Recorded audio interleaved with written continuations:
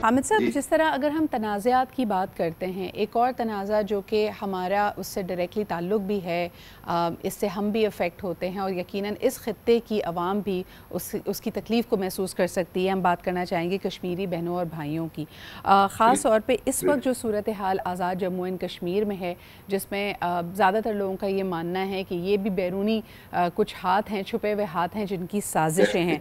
Rawla court में joint action committee और हुकूमती कमेटी के मुज़ाकरात होते हैं। हमने ये देखा कि सीनियर रहनुमा जॉइंट अवामी एक्शन कमेटी जनाब उमर नज़ीर साहब का अभी भी स्टेटमेंट आया है कि हुकूमत इन मामलात को हल करने के एक तरह से उसके बारे में सीरियसनेस नहीं है।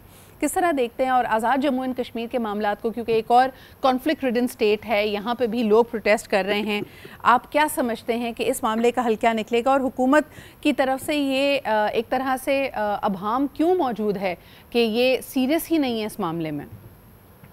देखिए, कश्मीर के जो अवाम है वो दिलो जान से पाकिस्तान के साथ हैं, लेकिन हुकूमत की इस तरह की मिस हैंडलिंग से जो इब्हाम पैदा होता है, जो कन्फ्यूजन पैदा होता है, उसकी जिम्मेदारी जो है वो आज़ाद कश्मीर हुकूमत की भी है और पाकिस्तान की हुकूमत की भी है कि उसको चाहिए कि फौरी तौर पर इस मसले का हल करे और अवामी एक्शन कमेटी के जायज़ मुतालबात तस्लीम किए जाएँ। क्योंकि बात यह है कि पूरी दुनिया में हमारा जो दुश्मन भारत है वो किसी तरह का भी कोई भी मौका हाथ से जाने नहीं देता अगर आज़ाद कश्मीर में कोई छोटा सा भी इशू होता है। और हमने देखा कि पिछले 4-5 दिनों में जिस तरह से वहाँ पर हालात हैं या सूरत हाल है, इसको इंतहाई संजीदगी से लेना होगा, क्योंकि इसकी वजह यह है कि पाकिस्तान का जो स्टांस है मकबूजा कश्मीर के ऊपर, वो किसी हालत में भी जरा सा भी कमजोर नहीं पड़ना चाहिए। और इसके लिए पाकिस्तान के लिए बहुत जरूरी है कि आज़ाद कश्मीर के अवाम को ना सिर्फ मुतमईन रखा जाए बल्कि उनके साथ रवाबत और रिश्ते को मजीद मजबूत रखा जाए। इसके अंदर मेरा ज़ाती ख्याल ये है कि जो हमारा जो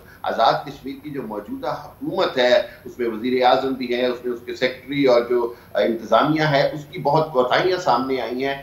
1 साल से ये कमेटी इनसे मुज़ाकरात कर रही थी, 1 साल से इनसे बातें कर रही थी कि हमारे जो बिजली के जो रेट्स हैं वो एक मुशर्रफ ने एक फार्मूला तय किया था, उसके तहत ही होने चाहिए। एक सेट फार्मूला है, उसको फॉलो नहीं किया गया। दूसरी जानिब उन्होंने कहा जी कि जिस तरह आटे के ऊपर हमें सब्सिडी दी जाती थी, वो अब सब्सिडी हमसे छीन ली गई है।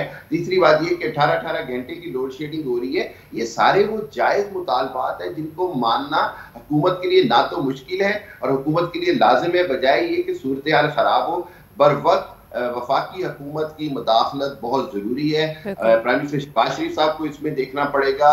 इसके अंदर जो कश्मीर अमूर के हमारे जो मिनिस्टर हैं उनको इंटरवीन करना पड़ेगा, क्योंकि भारत जैसा दुश्मन जो है वो कोई मौका झूठी फेक खबरें फैलाने का जाने नहीं देता। लेकिन मैं यहाँ पे ऐड करते चलूँ हामिद साहब कि अगर हम देखते हैं मोदी साहब की इस वक्त जो कैंपेनिंग चल रही है, भारत में इलेक्शंस की फिजा है, तो यकीनन एंटी पाकिस्तान नैरेटिव अपने उरूज पे है और बार बार वो अपने हामियों को ये बावर करा रहे हैं कि आर्टिकल 370 जो कि खुसूसी स्टेटस था Indian occupied Jammu and Kashmir में कश्मीरियों का, उसको लिफ्ट किया गया। और बार बार हैरत यह है कि अब तो खुल्लम खुल्ला मोदी साहब अपनी कैंपेनिंग में ये फरमा रहे हैं कि कांग्रेस को आने मत दो वरना वो दोबारा से आर्टिकल 370 को वहाँ चिपका देगी। आपको ये भी बताते चलें कि पहली दफ़ा हुआ है व्यूअर्स कि कश्मीर की वादी में बीजेपी कंटेस्ट नहीं कर रही है। अगर तो ये इतना ही पॉपुलर आर्टिकल 370 का जो हटाना है, जो स्पेशल स्टेटस से महरूम किया गया है कश्मीरी मुसलमानों को, होता तो वहाँ पे इलेक्शंस कंटेस्ट करती BJP,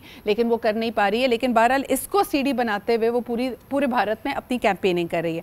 now coming back to the situation in Azad Jammu and Kashmir, Hamid sahab, आज आला सतह का हंगामी इजलास प्राइम मिनिस्टर शहबाज शरीफ साहब ने बुलाया है, लेकिन ये जो आपसी खलीज है जहाँ पे आपको लगता है क्या कमेटी के जो सरबराहान हैं, जो हुकूमती नुमाइंदे हैं, उनमें कुछ तब्दीली लानी पड़ेगी? कौन सबसे फ़ाल किरदार अदा कर सकता है इन मुज़ाकरात को लीड करने में वफाकी हुकूमत की तरफ से?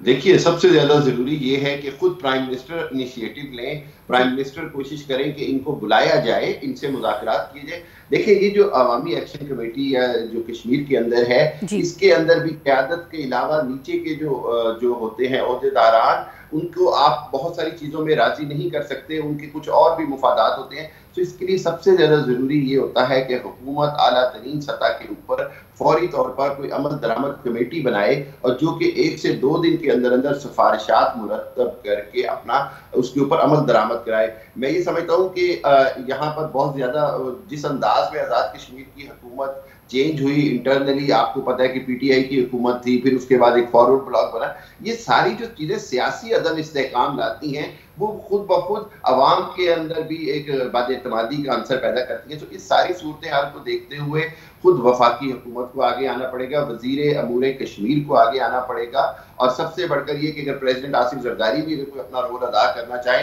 तो चूंकि वो वफाक की अलामत है, वो मुल्क के सरबराह हैं, ये पाकिस्तान और मुफाहिमत का शहंशाह माना जाता है उनको, वो अक्सर लोगों को कायल कर लेते हैं अपनी बात के ऊपर। तो आपने बिल्कुल सही कहा कि सदर मुमलिकत का यहाँ एक किरदार हो सकता है। और दूसरा, मुझे लगता है कि इतने सेंसिटिव मामले पे हामिद साहब, मीडिया को भी थोड़ा सा तहम्मुल का इजहार करना चाहिए। इसको हम जो एक फुटबॉल मैच की तरह कवर कर रहे हैं। आपको बताते चले जॉइंट एक्शन कमेटी और हुकूमती मज़ाकरात, पहला मरहला नाकाम, मज़ाकरात 4 घंटे से जारी हैं।